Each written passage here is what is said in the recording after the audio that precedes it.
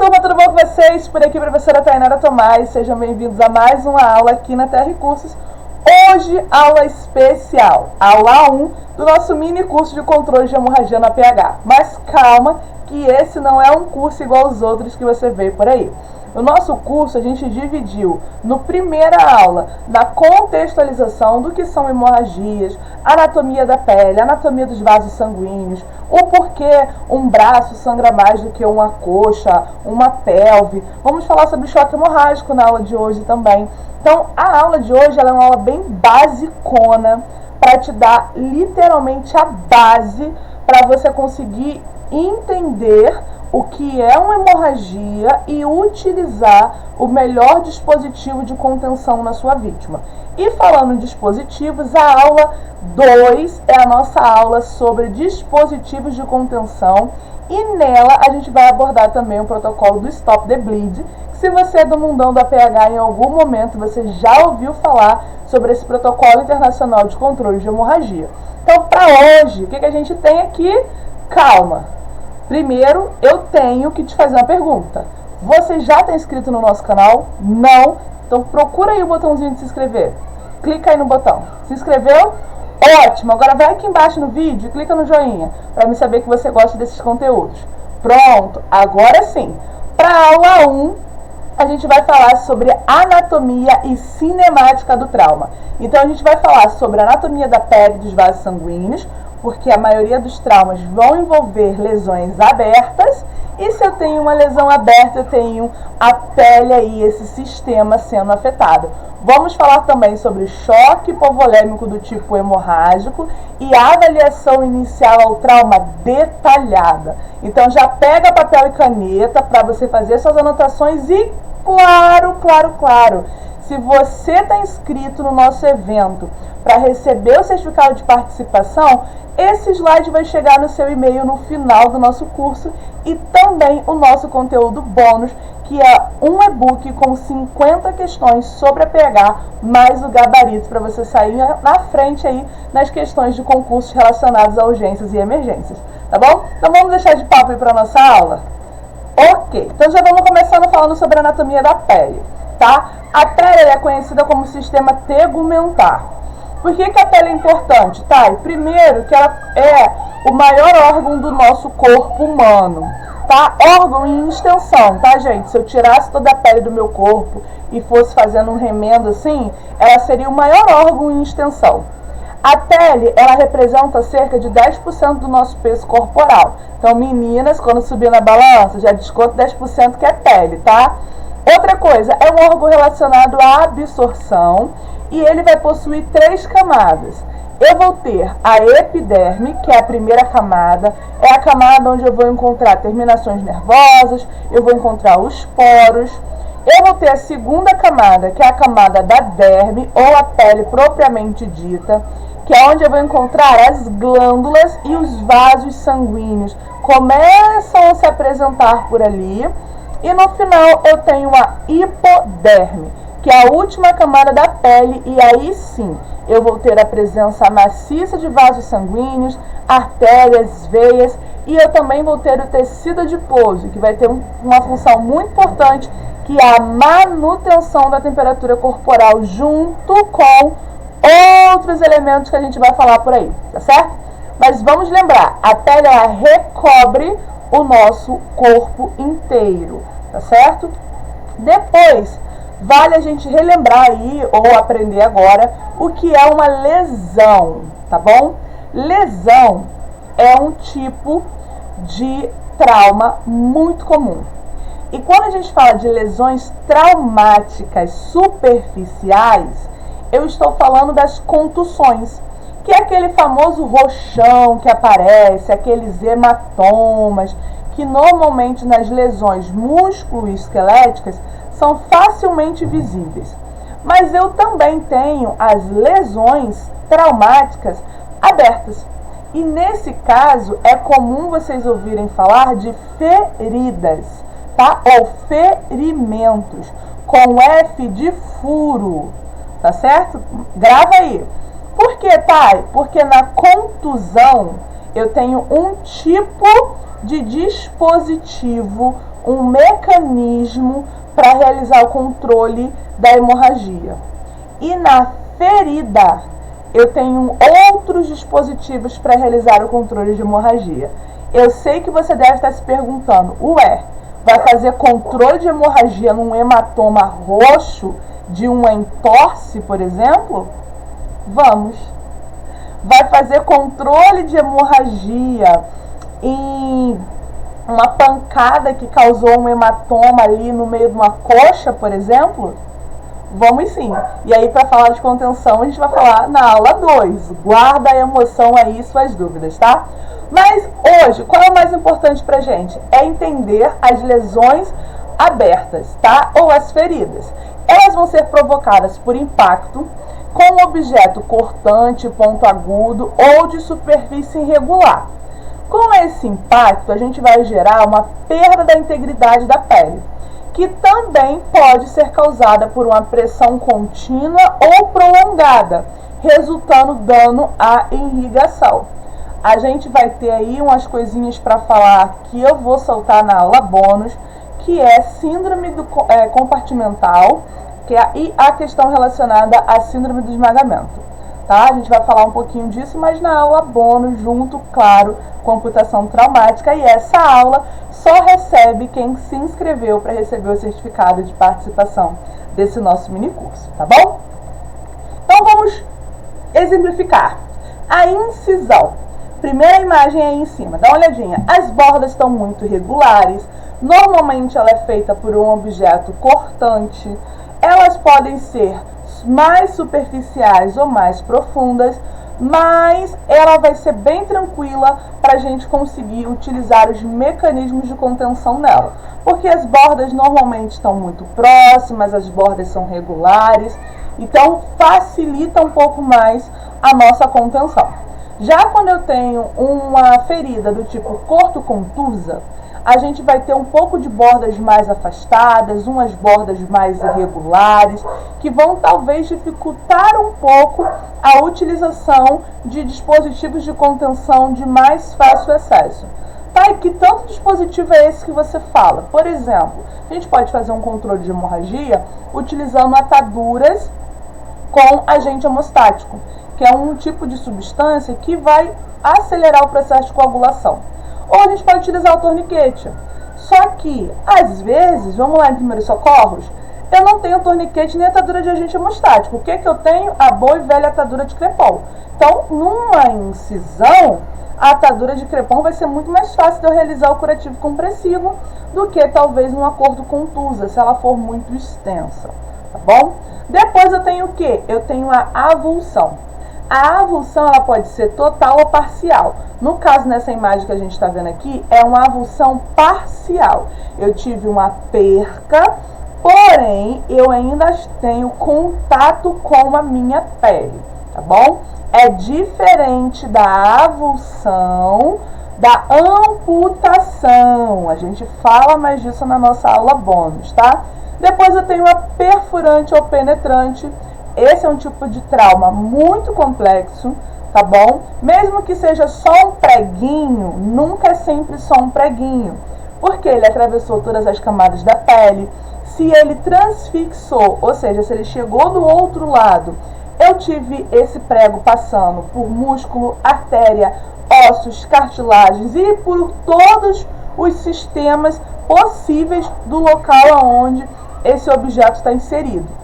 Então, na perfurante com objetos encravados, a gente vai falar dela na aula 2, elas são muito complexas também para a gente realizar o controle de hemorragia. E por fim, sobram as lesões do tipo abertas mais simples, que são as abrasões.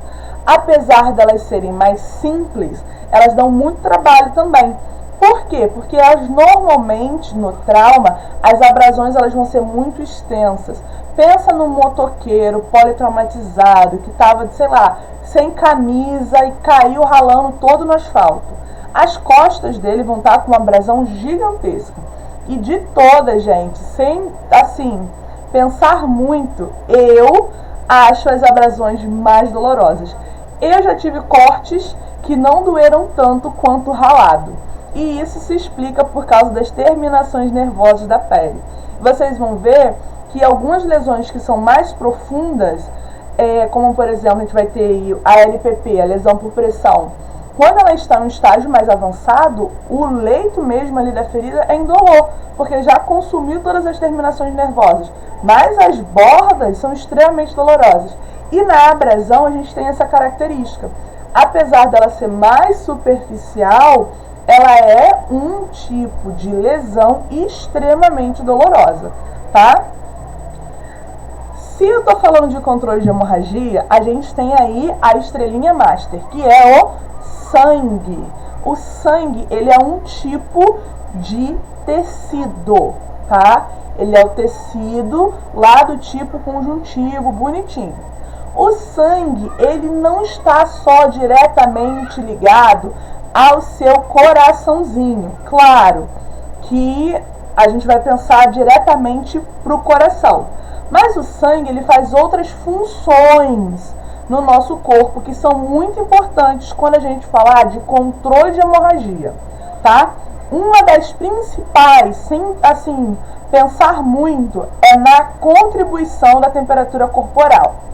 Quando a gente for falar de avaliação inicial do trauma, em que a gente for falar lá do X, A, B, C, D, E, F, a gente vai lembrar que o primeiro ponto é parar o sangramento. Por que eu vou parar o sangramento? Porque o sangue, ele é o mecanismo que está realizando transporte de substâncias no nosso corpo. Então, ele está fazendo a manutenção da nossa pressão sanguínea, ele está defendendo o nosso organismo através dos leucócitos, linfócitos, das células brancas. Ele vai ajudar a fazer a coagulação. Então, naquela ferida, para ela coagular, eu preciso dos elementos figurados do sangue. E ele vai ajudar na temperatura corporal. Galera, aquecer o paciente é muito mais difícil do que resfriar o paciente. Principalmente quando a gente pensa em aquecer esse paciente no atendimento pré-hospitalar. Por quê? Porque ele vai perdendo calor, porque ele está perdendo sangue, e ele vai fazendo essa troca de temperatura com o ambiente. Como é que eu faço para aquecer esse ser humano? A gente vai descobrir na aula 2 a utilização, por exemplo, da manta térmica. Mas a gente tem outras formas. Porém, a baixa temperatura para o nosso organismo, ela é muito maléfica. Logo, uma das principais intervenções no controle de hemorragia vai ser também atuar na prevenção da hipotermia.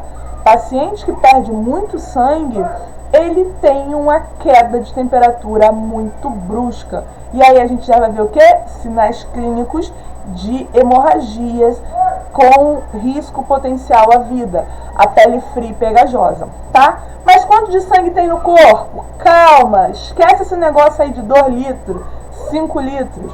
A gente vai pensar que cada organismo tem, em média, 7 a 8% do peso corporal sendo sangue.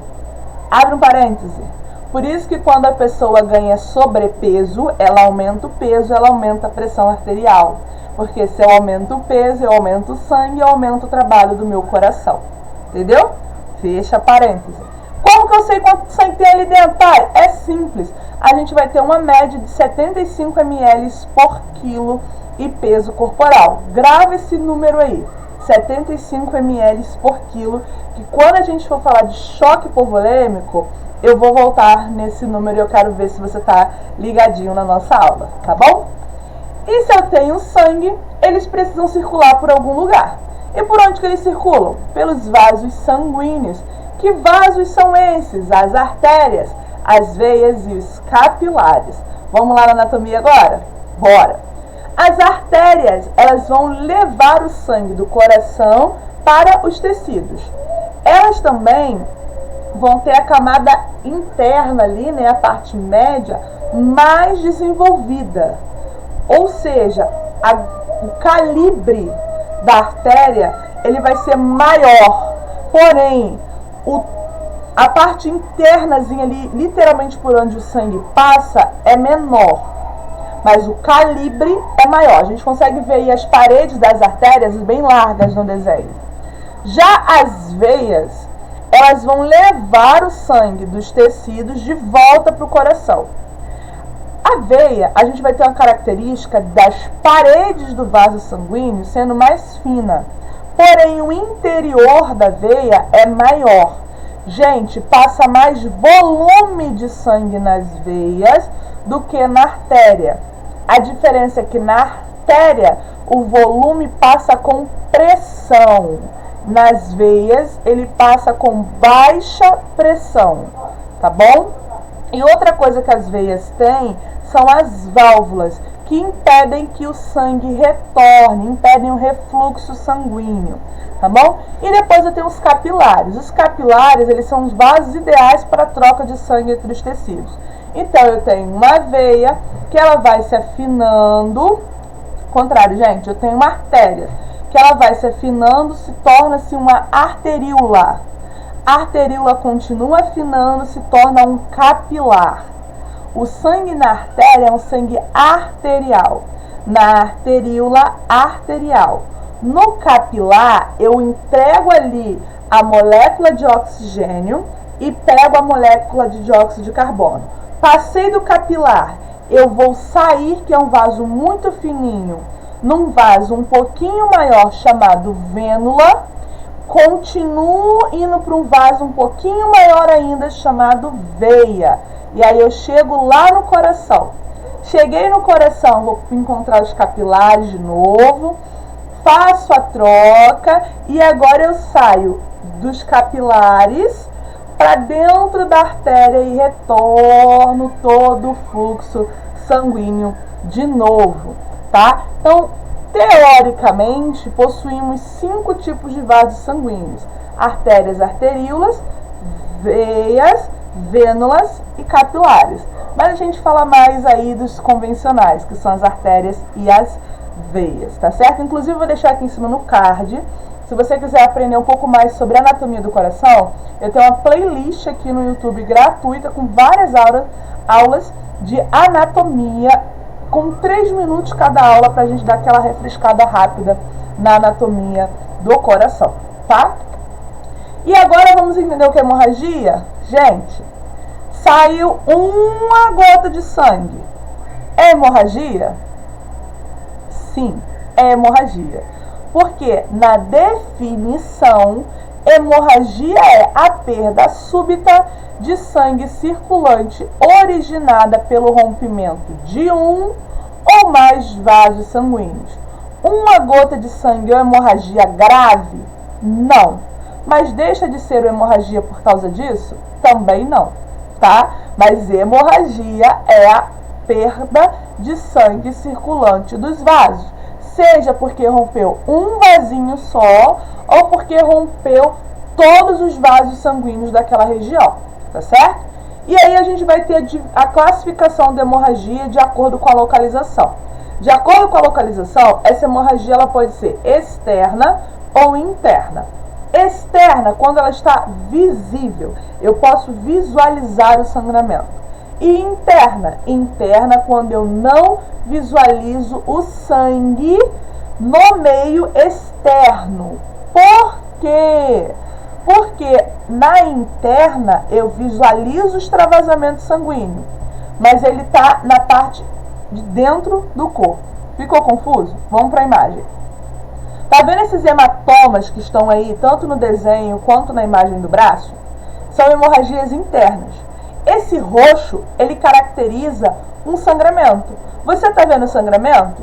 Sim. Ele está externo? Não. Certo? Então, a interna, eu não consigo ver esse sangue no exterior do organismo.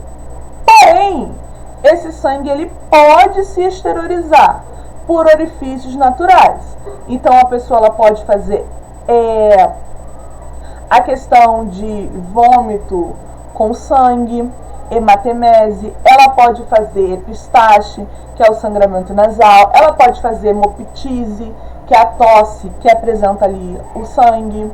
Ela pode fazer diversas formas de mostrar que está saindo sangue de vasos sanguíneos que estão não visíveis, porque quando é em membros, braços e pernas, a gente consegue visualizar muito rápido esse roxo aparecendo.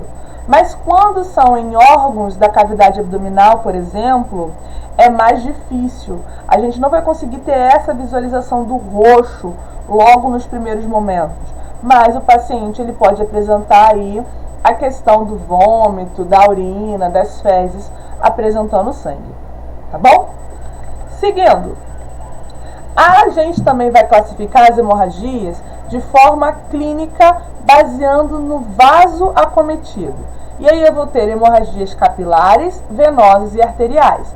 Nós já aprendemos sobre os vasos? Então, quando eu falar hemorragia capilar, você vai entender que os vasos rompidos foram os capilares. O que o capilar faz? Troca gasosa.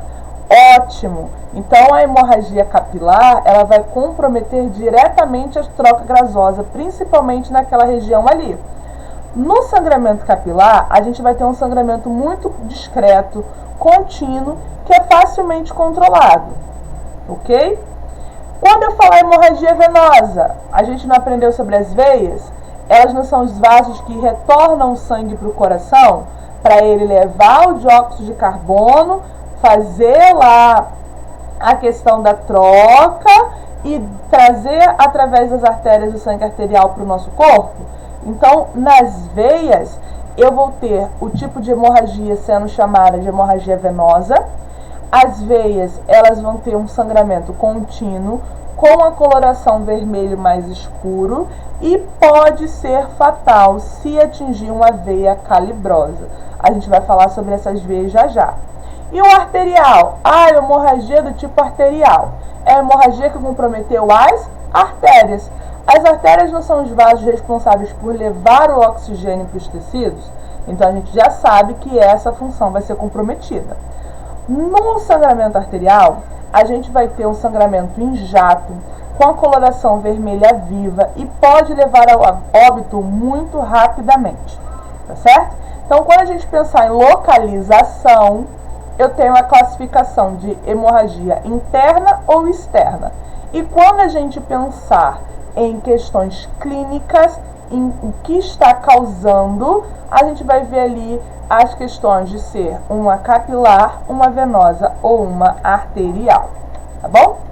E aí eu trouxe para vocês um mapinha das principais veias e artérias do corpo.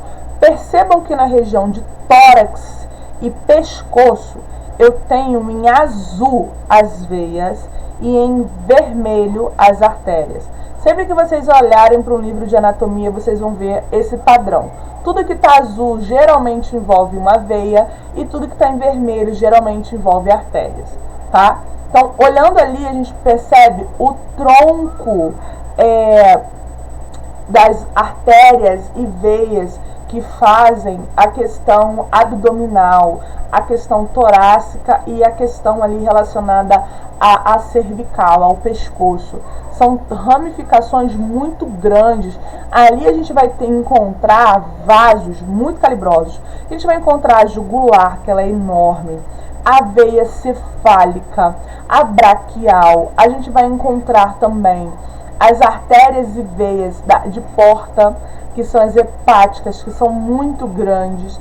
E descendo um pouquinho para os membros, eu tenho a femoral, que também é muito importante. Tanto a femoral quanto a poplítea, que a galera não dá muita importância, que ela fica atrás do joelho e ela é extremamente sensível. Inclusive, se você colocar o seu dedinho aí, indicador e dedo médio, atrás do seu joelho, você consegue sentir o pulso poplíteo, tá? E descendo mais um pouquinho, a gente tem ali o arco dorsal no pé, onde a gente tem a questão dos arcos venosos, tá? Então, também são vasos de bastante importância, porque eu tenho muitos vasos ali.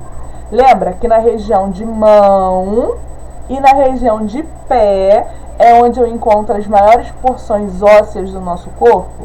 e com ela também eu vou encontrar muitas outras estruturas, como tendões, vasos sanguíneos. Então são porções pequenas do nosso corpo, mas que possuem muitas estruturas. É igual a face. A face ela é altamente vascularizada. Apesar da cabeça como um todo ser uma porção pequena correlacionada com o corpo, ela tem muita vascularização. O couro cabeludo, então, misericórdia de Deus, é extremamente vascularizado. Apesar de, se eu pensar em proporção com o meu tórax, é muito menor, mas ele é altamente vascularizado. O que é importante para a gente no APH saber? Qual é a perda aproximada de sangue em ossos que são importantes? Por quê? Porque a gente tem 206 ossos no corpo, né, galera? Como professora de anatomia, eu falo que é difícil vocês lembrarem todos. Eu tive que lembra até hoje? Sim. Mas você aí, no trauma, na questão do controle de hemorragia, vão ter esses ossozinhos aí pra gente lembrar. Costela, ela tem uma perda aproximada de 125 ml de sangue. Costelas, tórax, cada costelinha. Depois eu tenho o rádio, que é esse osso aqui, e a ulna, que é esse osso aqui.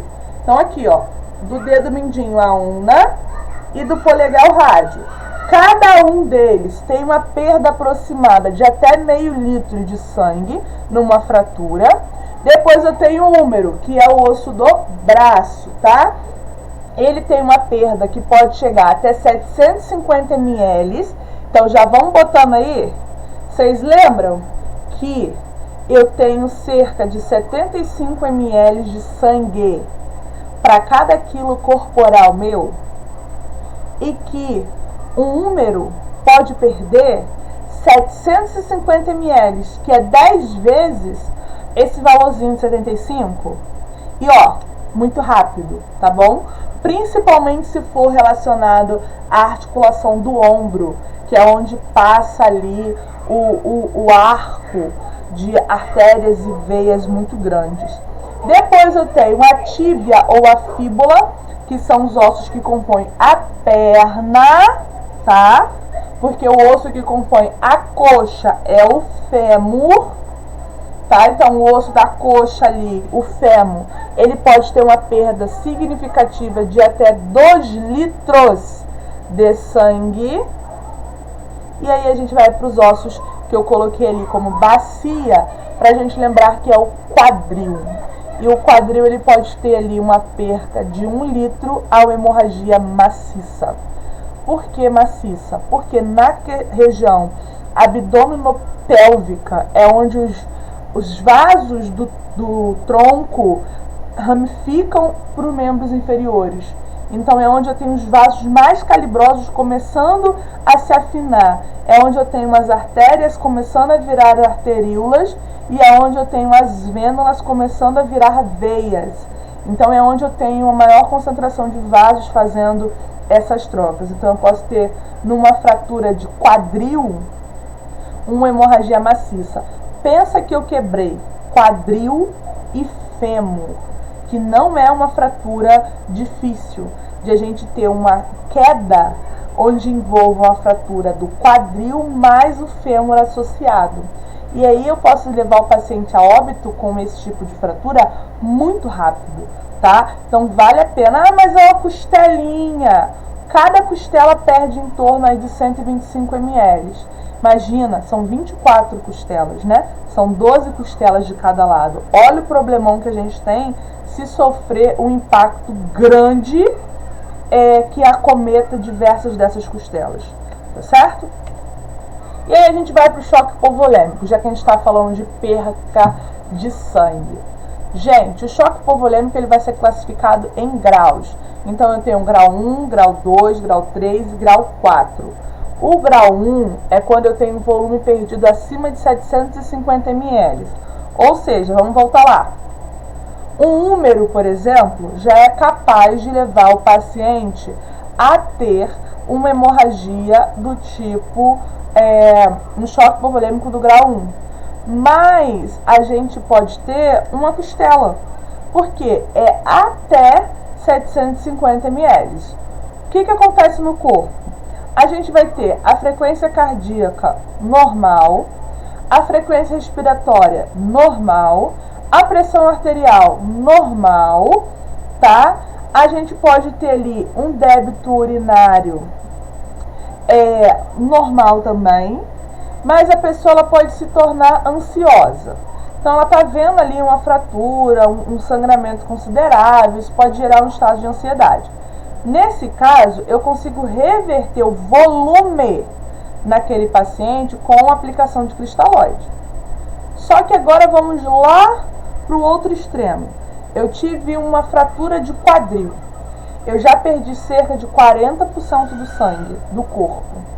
A frequência cardíaca já está lá na casa do chapéu, acima de 140. Frequência respiratória, acima de 35. Pressão arterial, lá no chinelo. Outra coisa, pulso. Possivelmente pulso periférico já sumiu. Só vou achar pulso central. Pulso radial, por exemplo, não vou achar. A questão do débito urinário, não vai ter. O paciente não vai produzir urina. Estado neurológico, o paciente vai ficar confuso e letárgico. E nesse caso, não adianta pensar só em cristalóide. Eu vou ter que repor sangue desse paciente. Ele vai precisar de bolsinha de sangue. Por quê? Porque o sangue ele não tem lá os componentes sanguíneos, hemácias, leucócitos e os trombócitos, né, as plaquetas.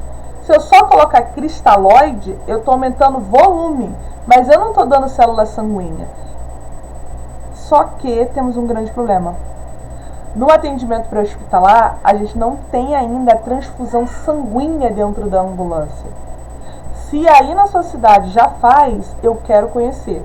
Porque até onde eu conheço, a gente não faz essa transfusão sanguínea dentro da ambulância. E aí vai fazer o controle através do cristalóide. Por isso que a gente também vai ter a questão da diferença entre os tipos de atendimento. Numa atenção da unidade básica, onde vai um técnico de enfermagem e um condutor, para o atendimento de uma avançada, que é quando eu tenho um médico, um enfermeiro e mais um condutor. Então a gente também precisa, como sociedade, entender a diferença para quando solicitar essa ambulância, a gente faça a solicitação da forma mais próxima de trazer o profissional adequado para aquela situação, tá bom? E aí a gente vai lembrar que o choque hipovolêmico ele é o choque mais comum, tá? Entre os tipos de choque. Ele vai ser caracterizado pelo volume intravascular diminuído. O choque hipovolêmico do tipo hemorrágico é bem comum no trauma, mas não é só por sangue que o paciente pode fazer choque hipovolêmico. Um paciente queimado também faz choque hipovolêmico, porque ele perde plasma, ele desidrata, tá? E o sangue continua lá, mas ele faz uma desidratação. Um paciente com a desidratação severa, ele também faz um choque hipovolêmico. Não perdeu sangue, mas perdeu muita água, tá bom? Os líquidos orgânicos vão estar contidos no nosso organismo nos compartimentos intra e extracelular. E a gente vai falar que teve um choque hipovolêmico quando o volume intravascular fica em torno ali de reduzido a 15 a 30% do volume. Então, se a pessoa já perder ali em torno de 750 ml de sangue, a gente já vai pensar em questões de redução de volume, vai começar a apresentar sinais de choque e essa pessoa já vai começar a precisar de atendimento mais especializado. Porque uma das coisas, por exemplo, a gente vai ter a frequência cardíaca aumentada, a frequência respiratória aumentada.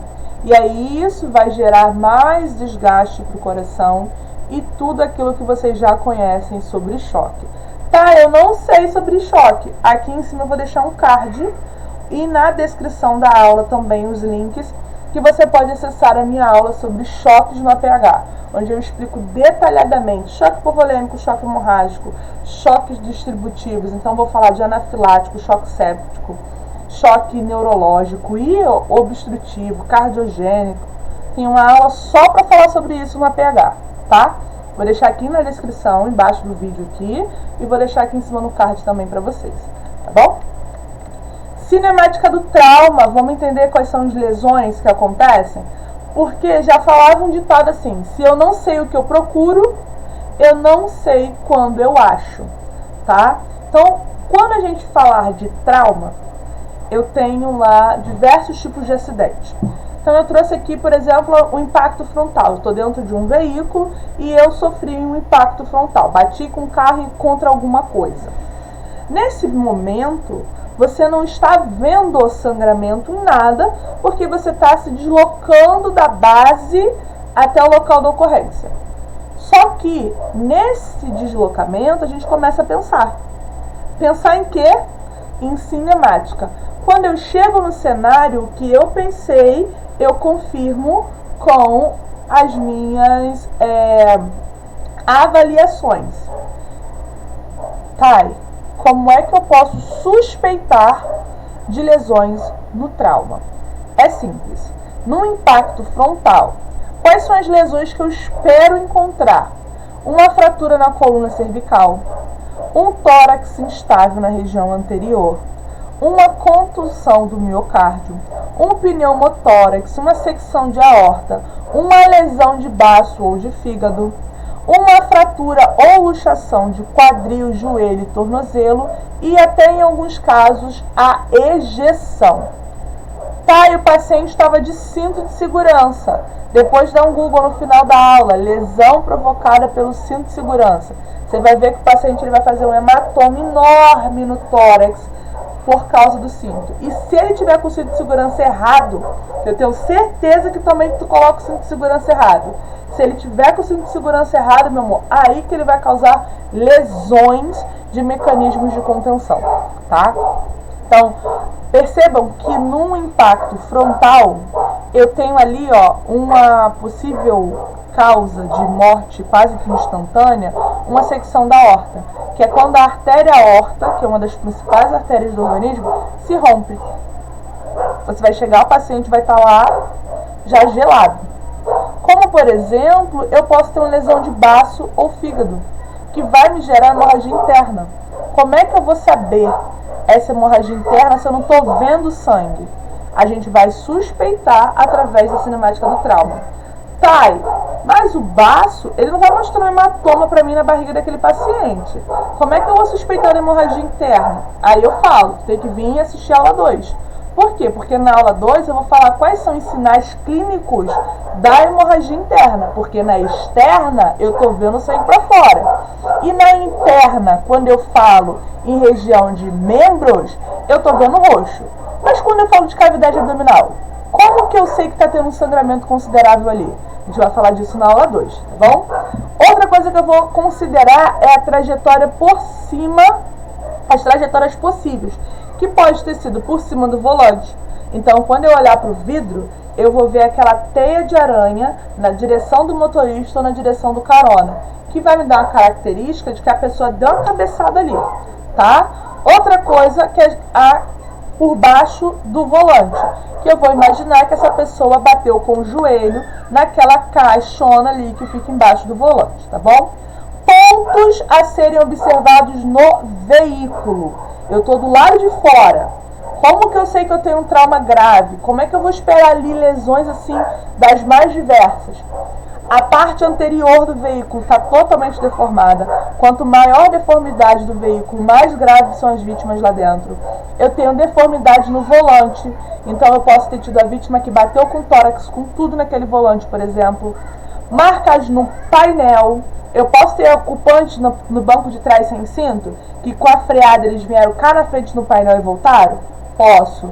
Eu posso ter o para-brisa com olho de boi, que é aquilo que eu falei, você vê aquele trincado muito característico de como se tivesse alguém batido com a cabeça ali e airbag acionado. Tá, mas o airbag, ele não é para proteger? Sim, mas ele aciona com uma pressão que ele pode causar lesões na face, tá? É igual o cinto de segurança. Não quer dizer que é para proteger, que no caso de um acidente ele também não vai causar lesões. Só que a utilização desse mecanismo é melhor do que sem nenhum. Então, mesmo que ele possa trazer danos, os danos ainda são consideráveis em relação à não utilização deles. Ok? Para depois ninguém falar que eu estou falando que o carro não tem que ter airbag nem cinto de segurança. Tá?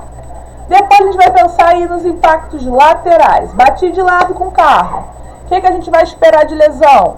Fratura de clavícula. Lembra quanto que a clavícula sangra? Vamos lá olhar. Fratura de costela. Falei sobre elas na aula de hoje. Quantos ml uma costela pode sangrar? Contusão pulmonar. Então eu posso ter um hematoma pulmonar muito sério. Pneumotórax. Compressão de órgãos sólidos que pode gerar hemorragia interna.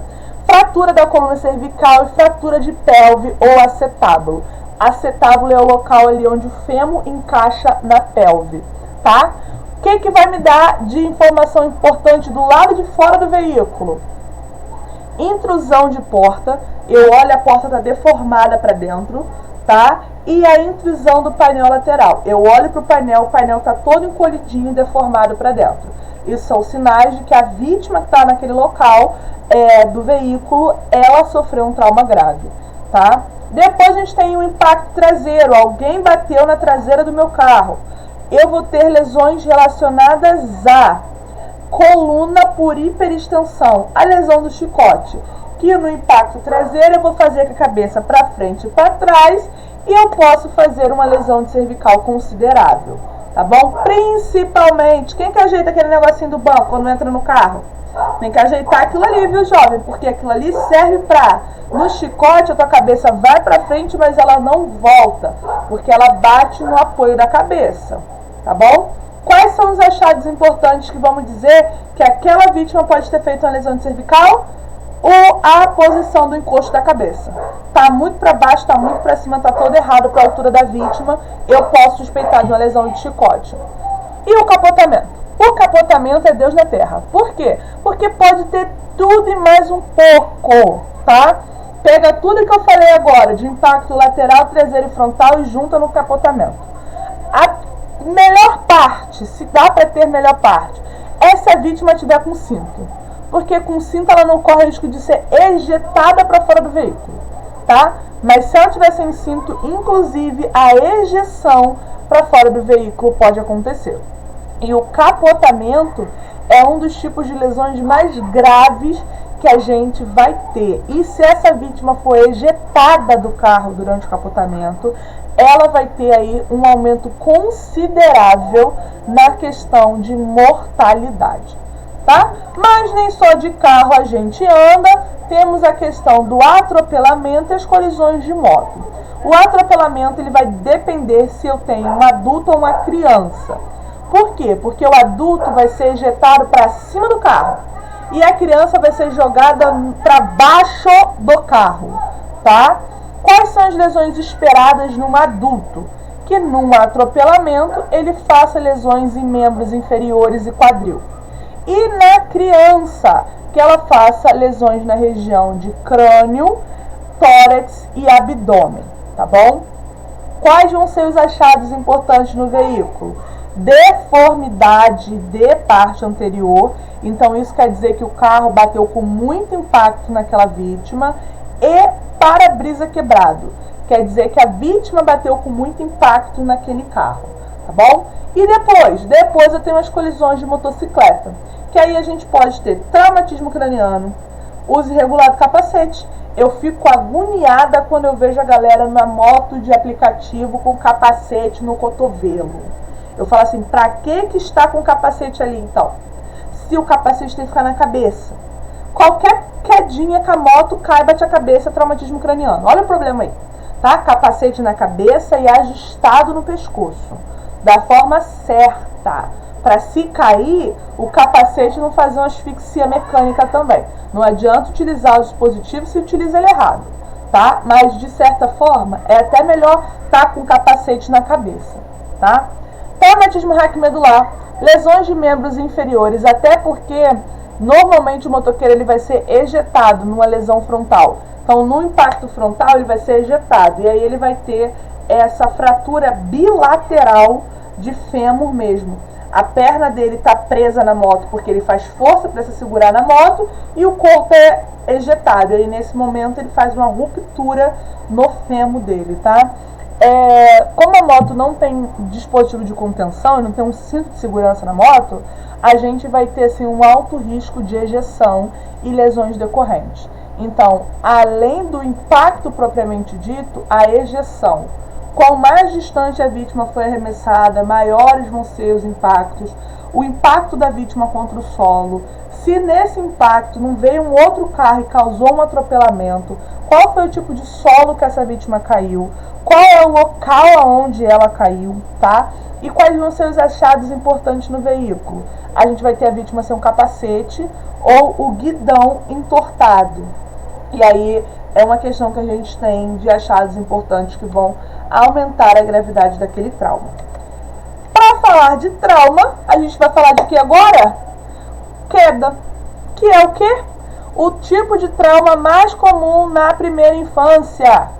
Queda é o acidente mais comum em pediatria. Queda é o que mais leva crianças à internação no Brasil, segundo a ONG Criança Mais Segura. Queda que é um negócio que dá para ser evitado na maioria dos casos. O que a gente vai encontrar nas quedas? Nas quedas eu tenho que estimar ali a altura da queda e qual foi a primeira parte do corpo da vítima que caiu, que fez o contato. E nesse contato, qual é o tipo da superfície? Quedas importantes, as que ultrapassam 3 vezes a altura do paciente. Então, quando a gente já tem uma queda de primeiro andar, segundo andar, a gente já está falando de quedas com traumas gravíssimos, tá? Quais são as lesões esperadas na queda? Gente, isso aqui é questão de prova que eu já vi várias vezes. Síndrome do Dom Juan, que é a queda onde a pessoa cai primeiro com os pés no solo, para depois cair o restante do corpo. E aí, nessa queda que cai primeiro os pés, a gente vai fazer lesão de calcânio, tornozelo, fíbula, tíbia, joelho, quadril, enfim, né? Por causa da pressão do impacto. Depois a gente vai ter o traumatismo craniano, porque na maioria das quedas vai dar uma cabeçada no chão, né? Lesões tórax abdominais, principalmente em quedas de muita altura. A compressão do ar ali no tórax, no abdômen, pode fazer lesões importantes. E a gente também tem que pensar na queda associada ao mergulho em águas rasas. Estamos caminhando aí para as épocas de férias e tem sempre a galerinha que quer dar mortal na piscina, mortal na cachoeira, né? E aí o mortal se torna mortal, literalmente. Não é novidade para ninguém ver vídeos aí nas redes sociais das vítimas fazendo mortal e caindo com o pescoço, com tudo, causando aí as questões de traumatismo raquimedular, tá bom? Depois, a gente vai pensar nos ferimentos penetrantes, principalmente ferimentos penetrantes por arma de fogo, tá? Aí a gente vai ter que observar qual foi o tipo de objeto que causou a penetração. Altas energias, a gente vai ter aí armas de fogo de altíssimos calibres, como fuzis e metralhadoras. De média energia, a gente vai ter os revólveres. E de baixa energia, a gente vai ter as facas, picador de gelo, lápis, chave de fenda e afins. Outro ponto importante para a gente entender a questão do objeto penetrante é a distância do agressor. Então, quanto mais distante, menos força aplicada, tá? Outro ponto importante é se o objeto penetrante está encravado ou empalado ao corpo da vítima. Encravado, ele criou um orifício para entrar. Então, por exemplo, eu tenho uma faca no abdômen. Empalado, ele foi introduzido por um orifício próprio. Eu enfiei um lápis no nariz, tá? Normalmente, os encravados, os que criam um orifício, eles são mais maléficos, por causa da questão do mecanismo de criar um orifício de passagem, tá bom? É importante também a gente pensar a questão do sexo do agressor, tá? Lesão de trajetória, vamos trabalhar abdômen? Pensa no abdômen, as 9 regiões do abdômen. Aonde que atingiu? Atingiu uma região que tem quantos órgãos e estruturas envolvidas? Qual a altura do abdômen foi? Galera, quando a gente fala de anatomia, A gente pensa lá na anatomia básica. Peguei quadrante superior esquerdo. Que órgão que eu atingi? Peguei quadrante inferior direito. Quem que eu atingi? Peguei os flancos. Em que órgão que eu posso ter atingido? Tem que saber isso daí para a gente poder entender a gravidade, por exemplo, de uma lesão de hemorragia interna. Como é que eu sei se bateu em algum órgão que é um órgão de ruptura fácil? Tem que lembrar, tá bom? E também na questão dos ferimentos penetrantes, se foi um ferimento único ou um ferimento múltiplo, tá bom? Vamos avaliar o nosso paciente agora? Ótimo, entendemos o mecanismo básico da anatomia dos traumas. Entendemos o que é um sangramento, o que é uma artéria, uma veia, um capilar, o que é hemorragia interna, hemorragia externa, quais são as características do estado de choque, quanto de sangue o paciente tem que perder para chegar no choque, e de acordo com os tipos de acidente, quais são os órgãos afetados, e aí a gente viu um pouquinho dos órgãos que envolvem hemorragias, tá? Agora eu estou de frente para o paciente. A gente vai começar a avaliar ele nessa aula, e na aula 2 a gente termina a avaliação, fazendo o quê? As intervenções, tá bom? Então, a primeira coisa é lembrar que tudo que está aqui foi retirado do livro azul do SAMU, que está disponível para download lá no Ministério da Saúde, junto com os conteúdos de PHTLS, ITLS e outras fontes bibliográficas que eu vou deixar tudinho no final do slide para vocês, tá bom? Mas a avaliação eu tirei o print bonitão lá do PDF do atendimento e suporte básico do SAMU, tá? Bora! Garante a segurança do local. Cena segura, qual é a situação, qual é o cenário, os 3S. Preciso estar atento nisso, tá bom? Depois, vamos avaliar a responsividade, chamar o paciente e simultaneamente fazer a estabilização manual da coluna cervical e observar a verificação. São 3 coisas fazendo ao mesmo tempo, tá bom? Depois a gente vai avaliar como é que tá as vias aéreas. Estão pérvias? O paciente está conseguindo respirar? Você está vendo movimentação torácica? Tá? Tá ok? Vamos ver, daqui a pouco a gente vai fazer essa contagem. Outra coisa, a região orofaríngea dele ali, a cavidade oral, tem nada ali para você ver? Você tem que fazer uma retirada que possa estar obstruindo a passagem de ar?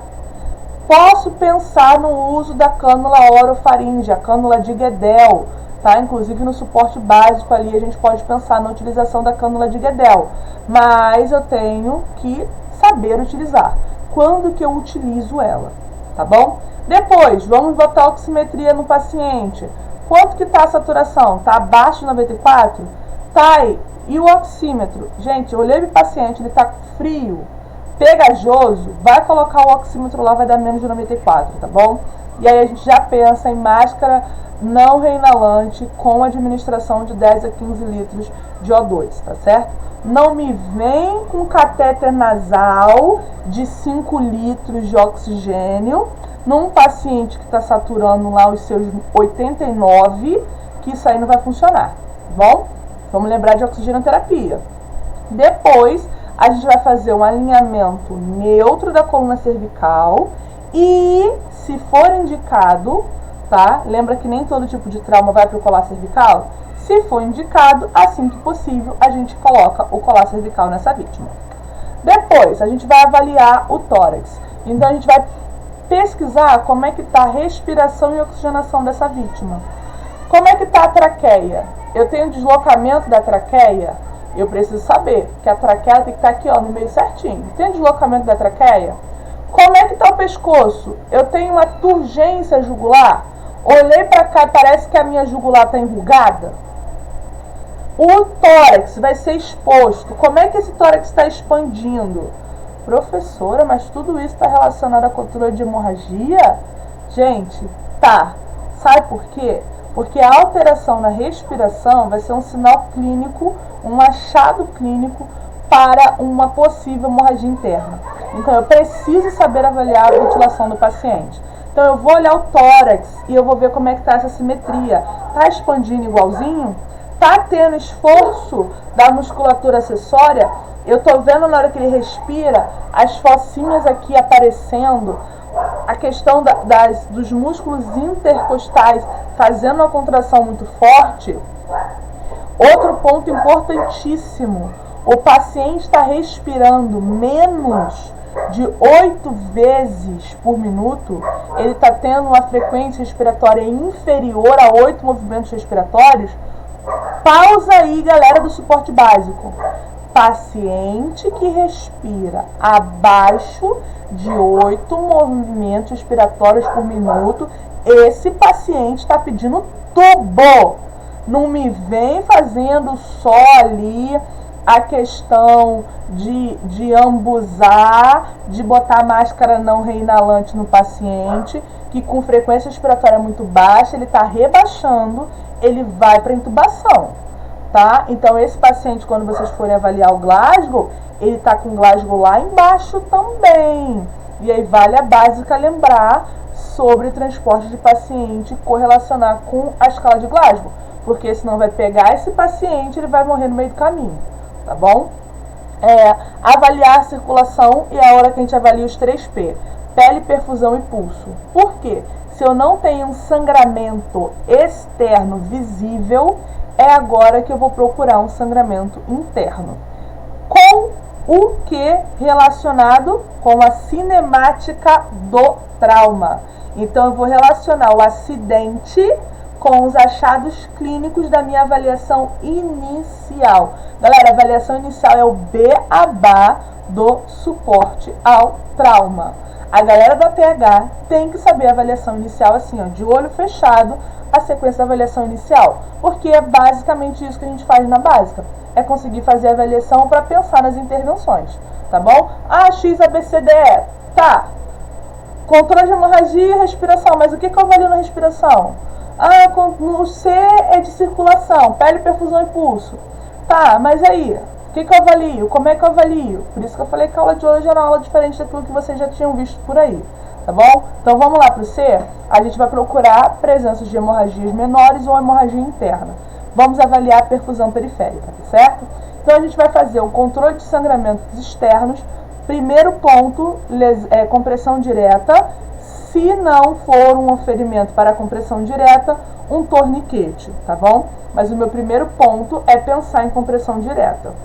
Depois, avaliar o enchimento capilar, lembrando que o normal é que ele faça esse enchimento em até 2 segundos. Já vou dar o spoiler, vítima que está fazendo hemorragia interna não enche em 2 segundos. Depois eu vou avaliar a pele ela tem características próprias. Se a pele está fria, úmida e cianótica, eu tenho sangramento interno acontecendo, tá bom? Lembra lá da nossa tabelinha do choque hipovolêmico, que a pele vai mudando de cor, a temperatura cai e tudo mais? Ótimo. Vamos avaliar pulso radial e pulso central.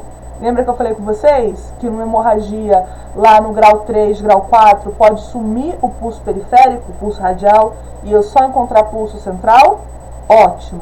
Avaliei pulso. Eu tenho pulso radial ausente, mas pulso central presente, ou seja, na radial não senti nada, mas na carotídea eu senti. Paciente em estado de choque hipovolêmico. Atende como choque. Pulso radial ausente, pulso central ausente. Paciente sem pulso, parada cardíaca, atende como PCR. E outra coisa, avaliar a pressão arterial precocemente. Por que, Thay? Porque a hipotensão é um sinal de choque hipovolêmico. Então a gente vai trabalhar na questão de antecipar o choque hipovolêmico, verificando a hipotensão quanto antes. Depois a gente vai utilizar a escala de avaliação neurológica. Pode ser o AVDI, alerta verbal doloroso inconsciente, ou a escala de coma de Glasgow, tá? Vamos avaliar as pupilas, midríase, miose, tá? Eu quero saber se elas estão isocóricas, se elas estão anisocóricas, e tudo isso é relacionado a trauma TCE. Tem aula de trauma minha aqui só falando sobre a escala de coma de Glasgow e os TCE, traumatismo crânioencefálico, falando detalhes dessas avaliações. tá bom? Tem aula aqui no canal pra gente poder rever. Depois a gente vai fazer o quê? A gente vai expor o paciente para procurar mais lesões e vamos fazer o controle de hipotermia, tá bom? Cortar sem fazer movimentação excessiva no paciente, vamos colocar uma manta térmica e vamos utilizar outras medidas para prevenir a hipotermia, como, por exemplo, desligar o ar-condicionado da ambulância. Depois disso tudo, faz o contato com a regulação médica, passa os dados de forma sistematizada e aguarda para saber para onde vai ser o transporte. Dúvidas? Se a gente tem dúvida, a hora é agora, deixa a tua dúvida no comentário. Lembrando sobre o certificado, meu jovem, se você já fez o pagamento do seu certificado, é só aguardar, que até o final do nosso curso vai chegar no seu e-mail o link para você baixar o certificado, o slide, mais o nosso material bônus, que é o e-book de 50 questões de APH. Se você ainda não fez, tem o link aqui para você fazer a inscrição, ou se você não está assistindo o evento ao vivo, está assistindo a gravação, você pode solicitar lá pelo nosso suporte ao aluno no WhatsApp, beleza? E a nossa próxima aula qual é? É a aula 2, onde a gente vai falar sobre a questão dos dispositivos de contenção. Esses são as instituições e protocolos de referências que a gente utilizou para fazer a nossa aula. Eu sou a instrutora Tainara Tomás e foi um prazer estar com vocês aqui no nosso mini curso. Qualquer dúvida, galera, deixa nos comentários e não esquece, assiste a aula 2, tá bom? Que vai ser a aula onde a gente vai falar sobre os mecanismos de contenção. Então a gente vai falar sobre controle de hemorragia com curativo compressivo, oclusivo, cinta pélvica, vamos falar sobre os torniquetes, protocolo de stop the bleed e as características clínicas relacionadas às hemorragias internas. Então a gente vai falar sobre como controla um sangramento bucal, um sangramento nasal, uma avulsão dentária, objeto encravado, eviscerações, tudo isso a gente vai falar na nossa aula 2 e eu vejo você nela. Galera, eu fico por aqui, um grande beijo.